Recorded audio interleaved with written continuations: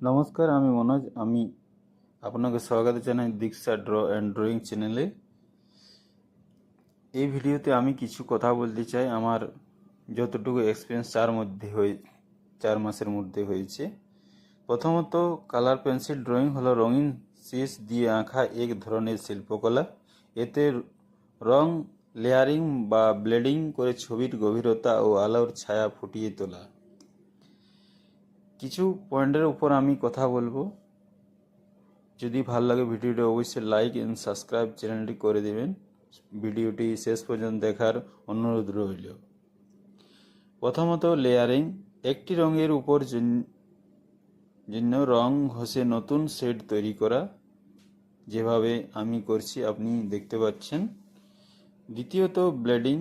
বিভিন্ন রং মিশিয়ে মসৃণ ফিনিশিং দেওয়া, যাতে করে আপনার যে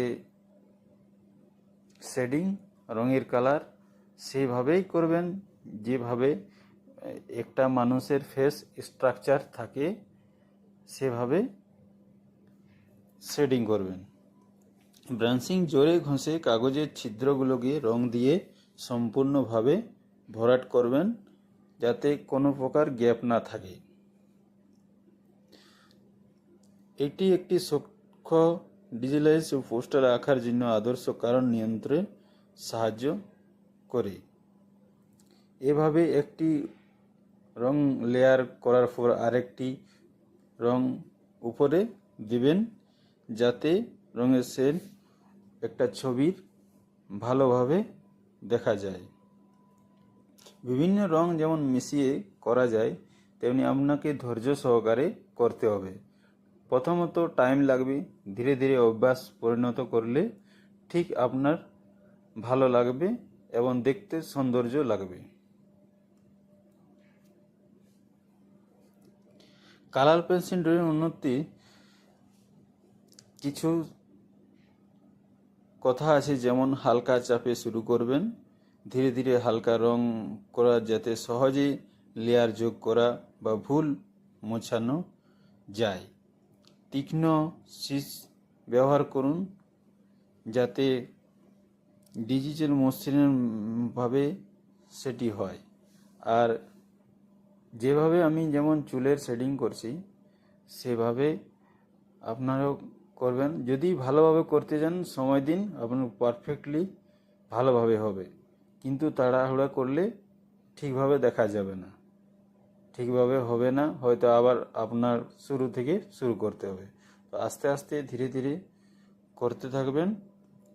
সাদা কাগজ খুব মসৃণ কাগজের চেয়ে সামান্য টেক্সচার ও দাঁতযুক্ত কাগজ, যেটা অবশ্যই বাজারে সুলভ মূল্যে পাওয়া যায়। প্রথমে হালকা রঙের ধীরে ধীরে উপর গাঢ় করতে থাকবেন, যাতে সম্পূর্ণভাবে বোঝা যায় যে হ্যাঁ, জিনিসটি এই করা হচ্ছে। যেভাবে আমি করছি সেভাবে দেখতে করবেন। বাকি ছবি আঁকতে শেডিং করতে আপনি যত প্র্যাকটিস করবেন ধৈর্য সহকারে, সেভাবে আপনার ছবিটি ভালো লাগবে। আমি এটা প্রায় 3 ঘন্টা থেকে 4 ঘন্টা আমি সময় দিয়েছি। আর আপনাদের এই ভিডিওটি যদি ভালো লাগে, এভাবে যদি ভিডিও দেখতে চান, আমার ভিডিও ভালো লাগে, তো অবশ্যই চ্যানেলটি সাবস্ক্রাইব করবেন আর লাইক করবেন, শেয়ার করবেন। দেখতে পাচ্ছেন আমার ফাইনাল যেটা হয়ে আছে। কিছু জুয়েলারি আমি শর্ট টাইপের মধ্যে করেছি।